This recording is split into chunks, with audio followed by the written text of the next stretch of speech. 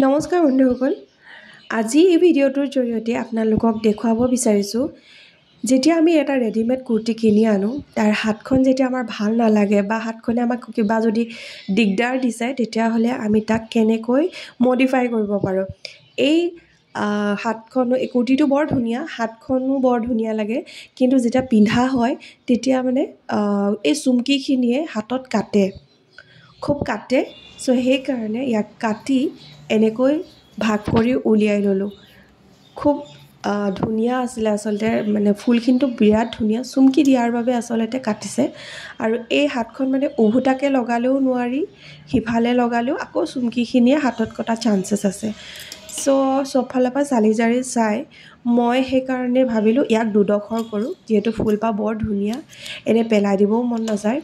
প্ৰথম ভাবিলোঁ ডিঙিত লগাওঁ নেকি আকৌ ডিঙিৰ কাৰণে আকৌ নতুনকৈ এটা আপুনি কাপোৰ কিনিব লাগিব সেইটো কাৰণে ভাবিলোঁ নাই কুৰ্তিটোকে অকণমান ধুনীয়া কৰি দিওঁ এই ধৰণে ফুলটো দুপাহ কৰিলোঁ কৰি লৈ এই ধৰণে চাৰিওফালে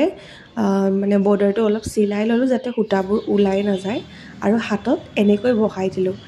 এই ধৰণে বহাই ধুনীয়াকৈ তাৰ সমানে সমানে চিলনি এটা মাৰিছিলোঁ আৰু এই চিলনিটো এনেকৈ মৰা হৈছে আৰু এই ধৰণে কৰি দিয়াৰ পাছত হাতখন কিবা এটা ধুনীয়া লাগিছে আৰু হাতখন মানে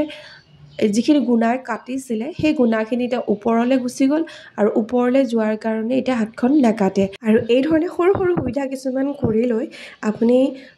কুৰ্তিটো পিন্ধিবও পাৰিব নহ'লে কি হয় আমি পিন্ধি যেতিয়া বেয়া পাওঁ তেতিয়া অনবৰতে মানে আলমাৰীত থাকি থাকি লাষ্টত পিন্ধাই নহয়গৈ আৰু কাৰোবাক দি দিয়া হয় কিন্তু কুৰ্তি যিয়ে হওক কাপোৰ হেঁপাহেৰেই কিনা হয় হয়নে নহয় বাৰু কওকচোন আজিলৈ বাই